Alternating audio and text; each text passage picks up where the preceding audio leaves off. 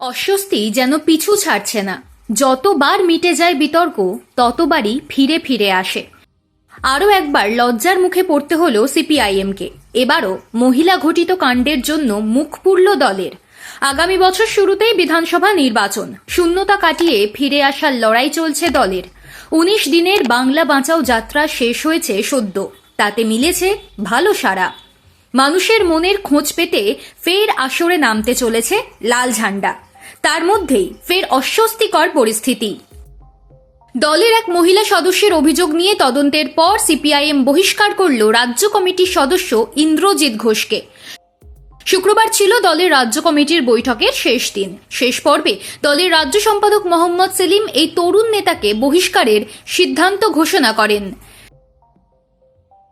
বিভিন্ন মিডিয়ার খবরে জানা গিয়েছে, রাজ্য সম্পাদক মোহাম্মদ সেলিম এ নিয়ে বিশদ ব্যাখ্যার মধ্যে যাননি, শুধু ঘোষণা করে দেন দলের অভ্যন্তরীণ অভিযোগ কমিটিতে বা আইসিসিতে যে অভিযোগ জমা পড়েছিল তাদের সুপারিশেই বহিষ্কারের সিদ্ধান্ত গৃহীত হয়েছে। ইন্দ্রজিৎ যেহেতু রাজ্য কমিটির সদস্য ছিলেন, তাই তার বিরুদ্ধে ওঠা অভিযোগ দিল্লিতে সিপিআইএম এর আইসিসির অনুমোদনের জন্য পাঠানো হয়েছিল। তারাও বহিষ্কারের সিদ্ধান্তেই শিলমোহর দিয়েছে। সবচেয়ে তাৎপর্যপূর্ণ ঘটনা হলো, শুক্রবার যখন এই সিদ্ধান্ত ঘোষণা করা হচ্ছে, তখন বৈঠকে উপস্থিত ছিলেন অভিযুক্ত নেতা ইন্দ্রজিৎও। বহিষ্কারের পর তিনি বিশেষ কথা বলেননি। সূত্রের খবর, খানিকটা অনুযোগের সুরে বলার চেষ্টা করেন, তার কথা সেভাবে শোনা হয়নি। মাত্র একবার তাকে ডেকে কথা বলেছিল আইসিসি, কিন্তু রাজ্য কমিটিতে তার ঘনিষ্ঠ বলে পরিচিতেরা বিশেষ সরব হননি বলেই খবর।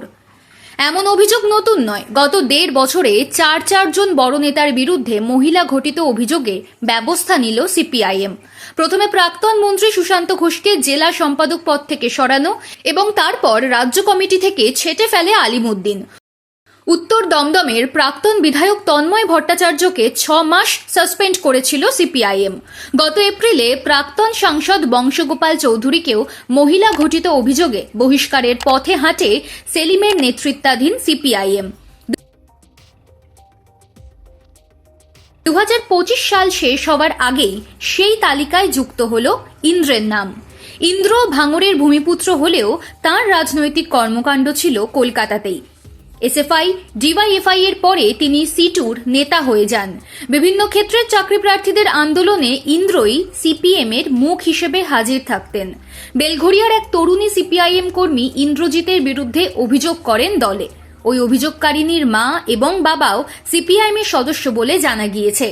অভিযোগ খতিয়ে দেখতে যে কমিটি ময়দানে নামে, তারা কেঁচো খুঁড়তে গিয়ে কেউটে পেয়েছে বলে খবর।